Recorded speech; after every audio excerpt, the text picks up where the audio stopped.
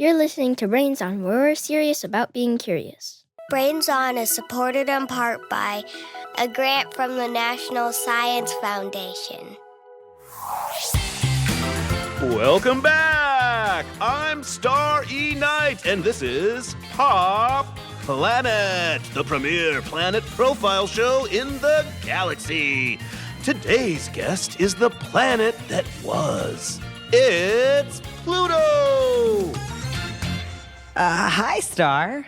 You were once in the Great Planet lineup, but now not so much. What happened? First of all, rude. Second of all, I'm not one for labels. And third, that was so in the past. Ooh, mysterious. Are you like a Scorpio or something? You are giving cold and distant. Classic Scorpios. So what if I am? Everybody always makes so many assumptions.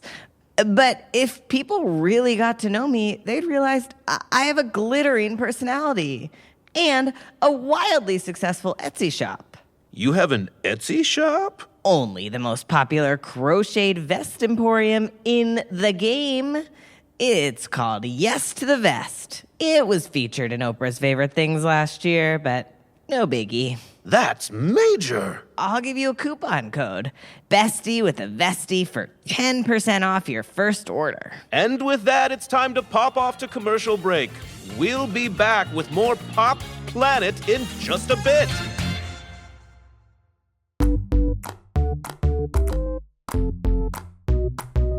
You're listening to Brains On from APM Studios. I'm your host, Molly Bloom, and today I'm with my co-host, Momo, from New York, New York. Welcome, Momo. Hi, Molly.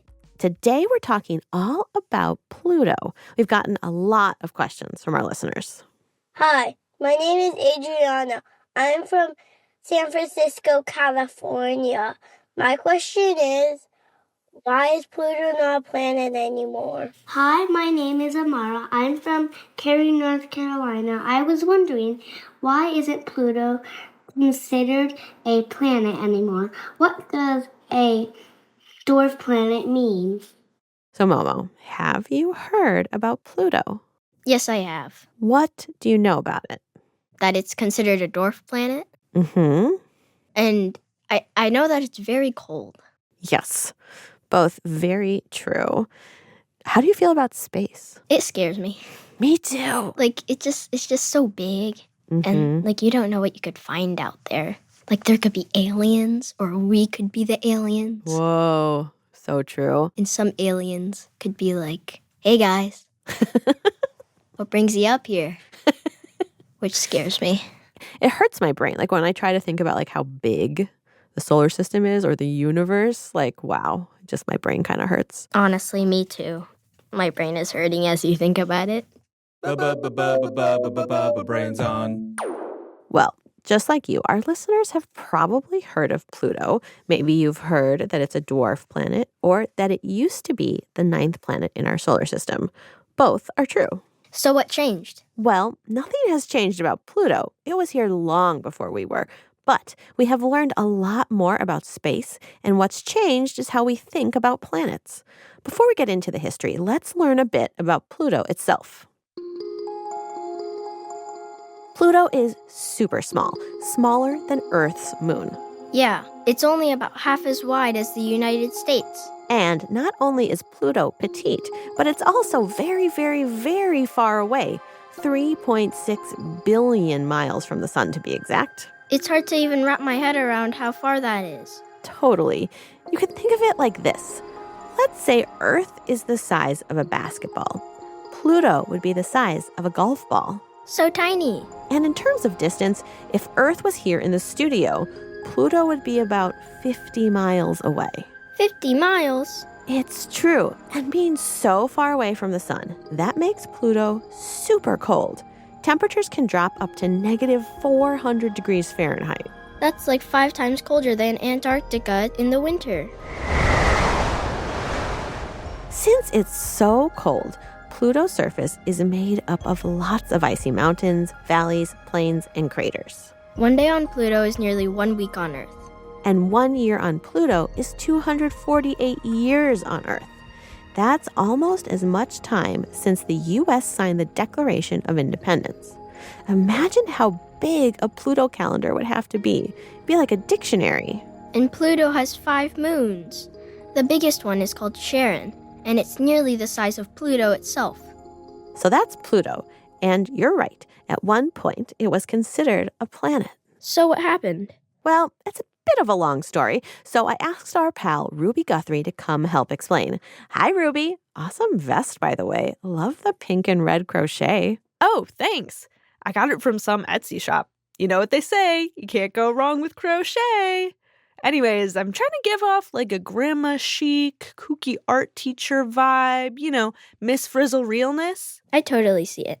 Wow, okay, as long as Momo says yes to my vest, that's all that matters. My impeccable wardrobe aside, I'm here to talk about Pluto. And not to be like back in my day, but back in my day, Pluto was the 9th planet in the solar system. Oh yeah. In order from the Sun, it goes Mercury, Venus, Earth, Mars, Jupiter, Saturn, Uranus, Neptune, and Pluto. If you're including it, of course. Yeah, in school we used to make up sentences called mnemonic devices to help remember the order of the planets. We used this sentence to help us remember the order of the planets using the first letters. So it went, my very excellent mother just served us 9 pizzas. My Mercury, very Venus, excellent Earth, Mother Mars, just Jupiter, serve Saturn, us Uranus, 9 Neptune, pizzas Pluto. I get it. Ooh, yeah, that's a good one. Mine was my very eager monkey just sat under Natalie's pillow. Who is Natalie? And why is your monkey under her pillow? I know, it's silly. And it really doesn't work if you drop the P for Pluto. My very eager monkey just sat under Natalie? That sounds dangerous. My poor fictitious monkey. But I'm getting way distracted here. Let's go to the beginning of Pluto. Most planets in our solar system were discovered long, long ago, even before telescopes. Right. That's because you can see a lot of planets with just your eyes, like Mars or Venus. Exactly. But once telescopes were invented, astronomers could find more planets and objects even further in space. That's how Uranus and Neptune were discovered in the late 1700s and 1800s, before rockets and even household electricity were a thing. Scientists had been gathering clues about a 9th planet for some time, but it wasn't until 1930 that the new planet was officially discovered. The year is 1930. Swing and jazz music are the top tunes. Meanwhile, over half of U.S. households own cars, and radios are becoming more and more popular in living rooms across the country. All the better to listen to news, like the discovery of a new planet. 9th planet on edge of solar system discovered. First in 84 years. Astronomers believe it's big and cold. New world larger than Earth. Well, they got the cold part right, but Pluto was not a giant. However, it was a giant discovery. Word traveled fast across the globe, and the observatory started receiving submissions for names. Kronos for the win! It should be named Zeus. Actually, Minerva is so much better. Minerva? But the winning name actually came from an 11-year-old named Venetia Fair, who suggested Pluto, named after the Greek god of the underworld. So Pluto was named by a kid? Awesome. Right? So that's how Pluto became a planet. As scientists studied the planet more, they realized it wasn't actually giant, as first predicted, but teeny tiny. And the more they researched, the more they learned, like about its many moons or the fact that it has a stretched out orbit. Yeah, instead of having a circular orbit, Pluto's is more stretched like an oval. Funky. Yeah, super funky. They also learned that Pluto was floating in a disk of icy asteroids and comets called the Kuiper Belt. Like the asteroid belt, but freezing. Exactly. So Pluto joined the ranks with the other planets. Kids learned about Pluto in school. Museums included it in their exhibits. Mickey Mouse had a dog named after the planet, and Icelandic music icon Björk even made a whole song about it. But that was all about to change. I'm on the edge of my seat. Me too. But first, another mystery, this time for your ears. It's time for the... Shh.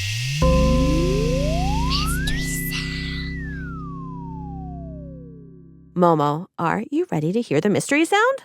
Yeah. Wonderful. Here it is.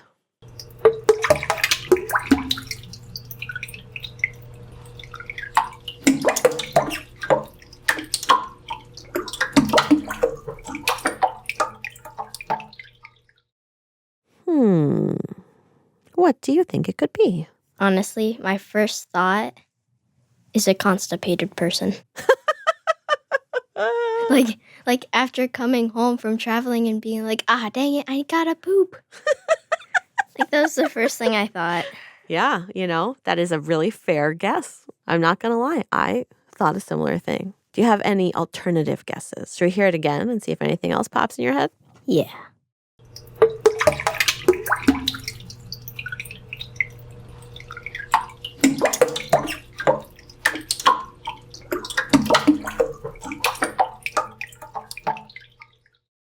Oh, someone putting a bunch of fruit in a blender full of some sort of liquid. Great. Excellent guess.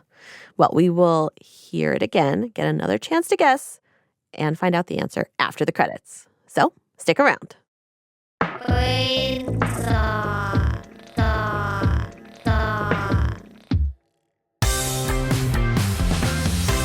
I'm Star E Knight, and we're back with Pop Planet, your preferred planet profile show. Today we're here with Pluto, and it's time for a little Q&A. We have tons of listeners' questions. How does that sound? I'm game. Okay, first off, @Ziggy Starcrust wants to know who's your best friend. My best friend's name is Sharon. They're technically my moon, but first and foremost, they're my ride or die.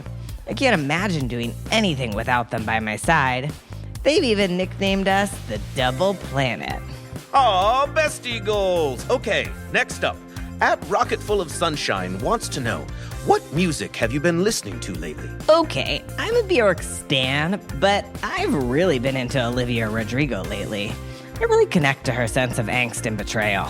I think we'd have a fun time together. Truly, a pop-punk prodigy. And we have time for one last question. @UFOMG asks, do you ever wish you were a planet again? Look, planet, dwarf planet, Janet, I don't care what humans call me. Just don't call me boring. Boring? I could never. Best guest ever. Wow, I could rhyme. Forever. Thanks for answering those questions, Pluto. That's all for today's show. Catch us next week with a brand new episode of Pop Planet! If you want to hear more fun-tastic bonus episodes like this every month, head to smartypass.org to subscribe. SmartyPass fans also get ad-free episodes of all of our podcasts. That's Brains On, Smash Boom, Best Forever Ago, and Moment of and other perks like discounts on events and merchandise. Plus, an exclusive thank you gift mailed straight to your home. Subscribing is only $3.99 a month or $36 for the whole year. Head to smartypass.org, and thank you so much for supporting our show.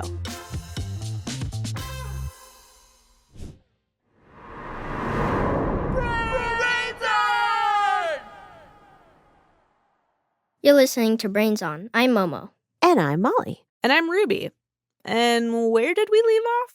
Pluto had just been discovered in 1930. It was the 9th planet in the solar system after Neptune. It was named after the Greek god of the underworld. And marveled at by all. Wow, you two are great at recaps. And you're right. For a while, Pluto was the cutest little planet there ever was. It was a part of school curriculums, it was in museums, and researchers kept looking into it. And then came 2005. YouTube had just gotten its start. The new Harry Potter books and movies were all the rage, and Momo wasn't even born yet. Like, not even close. Bonkers. And the love for Pluto was still going strong. In fact, NASA was about to launch New Horizons, a spacecraft that would travel all the way to Pluto to observe the planet and beyond.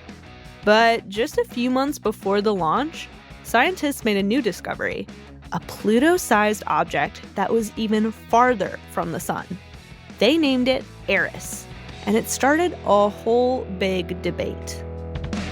Should we even have a 10th planet? Pluto shouldn't even be a planet. It's too small.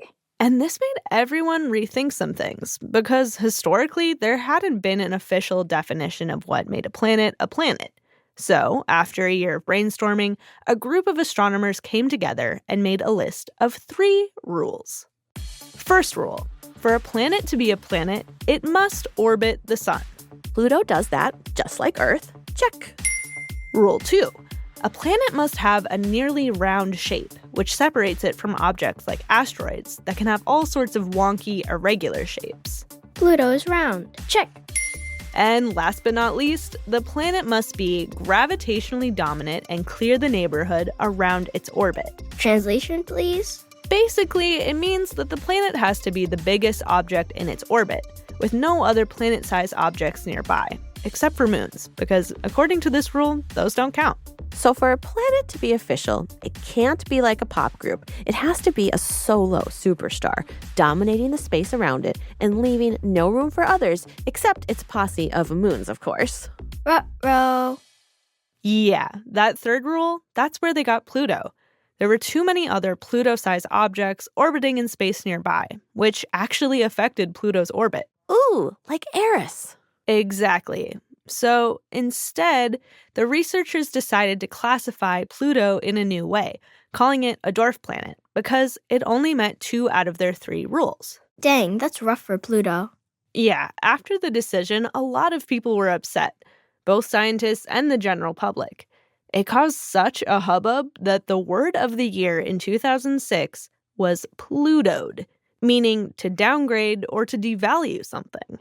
I can't believe Mom moved me from dishwasher duty to cleaning the bathroom. Dude, you just got Plutoed. It might have seemed strange or dramatic for Pluto to no longer be a planet, or like the scientists were just making up rules out of nowhere. And remember, it's not that Pluto changed. We just changed the way we categorized it. That's just a part of the scientific process. The more we ask questions and the more we learn, the more we might change how we define something. It's true. The way we understand our world is constantly changing, so it's natural to make up new definitions and rules along the way. Couldn't have said it better myself. And just because Pluto isn't a planet doesn't mean it's not important. Scientists are still super interested in studying Pluto and the Kuiper Belt, that disk of icy asteroids, to learn more about the formation of our universe. But just so we're clear, Pluto by any other classification is still a sweet. Something we'll learn more about in just a bit. Momo, Molly, it's been real, but I've got a blast, so I don't miss the latest episode of Pop Planet. See ya! Thanks for sharing with us, Ruby. Toodles! Brains. We've learned about the New Horizons program. That's the spacecraft that's dedicated to observing Pluto. It was launched in 2006, before I was born. And it wasn't until 9 years later, in 2015, that it made it to Pluto. Once there, it took pictures, made observations, and studied everything from the surface to the atmosphere. Turns out, there's a lot going on Pluto. Yeah, we spoke to the lead scientist of this mission. I'm Kelsi Singer, and I'm a planetary scientist, and I work on Pluto. There's so many exciting things about Pluto. I first got interested in Pluto because it's this amazing icy world out in the far distant parts of our solar system. And it's got all these really unique geologic features on the surface, and they're all made out of ice. It's very, very cold on the surface of Pluto. And because of that, we have a bunch of different kinds of ice. We have the ice like we're all used to on Earth, water ice, like an ice cube that you might have in your drink. But we also have other kinds of ice. We have nitrogen ice, we have methane ice, and those things that would be in our atmosphere that we breathe on Earth, they are an ice on the surface of Pluto. The ice on Pluto acts very much like rock because it's just so cold and the ice there is very hard. We also have ice on the surface of Pluto that flows like a glacier. One particular aspect about Pluto that I really love is these very, very tall mounds that look like they could be volcanoes, but instead of being made out of rock, they are made out of ice. Before New Horizons visited Pluto, this dwarf planet was still mostly a mystery. Kelsi says there are some photos taken by powerful telescopes, but they were blurry and not very detailed. New Horizons was the first time we got up close and personal with Pluto. And I always like to say that we were surprised by how much we were surprised. The surface of Pluto had so many really fascinating and beautiful geologic features that we didn't expect. We also found some surprising aspects about Pluto's thin atmosphere. And one of them was that it is blue. We did not know or expect that. And the other one is that it had all these layers in it that turned out to be layers of haze. And none of this was predicted beforehand. After checking out Pluto, New Horizons floated off to study icy objects floating in the Kuiper Belt. Yeah, and Kelsi says part of what makes Pluto and the Kuiper Belt so fascinating is because they aren't planets. Instead, they're kind of like the raw ingredients planets are made of. We like to think of them as the building blocks of the planets. But these particular objects that are still out there, they're leftovers, and they didn't get made into the planets. But they can still tell us about all those early times when our planets were forming. It's kind of like getting a window into the past. It's sort of like the archaeology of the solar system. So we really had a lot to learn by taking a spacecraft there.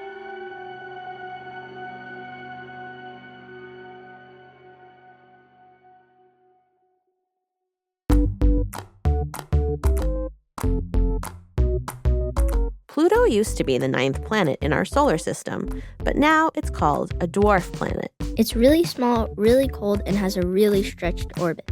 Pluto helped inspire us to change the way we define what makes a planet a planet. We change the way we think of things as we learn more information. That's a part of the scientific process. And there's still a lot scientists can learn by studying Pluto and other objects in the Kuiper Belt. That's it for this episode of Brains On. This episode was produced by Molly Bloom, Anna Goldfield, Molly Quinlan Artwick, Rosie DuPont, Aaron Woldeselassie, Anna Weigel, Nico Gonzalez Whistler, Ruby Guthrie, and Mark Sanchez. Our editors are Sandon Totten and Shayla Farzan. We had engineering help from Jess Berg and Gary O'Keefe, with sound design by Rachel Breeze and Mark Sanchez. Beth Croman is our executive producer. The executives in charge of APM Studios are Chandra Kavati, Alex Schaffert, and Joanne Griffith. Special thanks to Mishi Kobayashi, Lulu, and Coco. Brains On is a nonprofit public radio program. There are lots of ways to support the show. Head to brainson.org. While you're there, you can send in your mystery sounds, questions, and drawings. You can also subscribe to our Smarty Pass. Super fun, ad-free episodes, and bonus stuff, just for you. All right, Momo, are you ready to hear that mystery sound again? Yes. All right, here it is.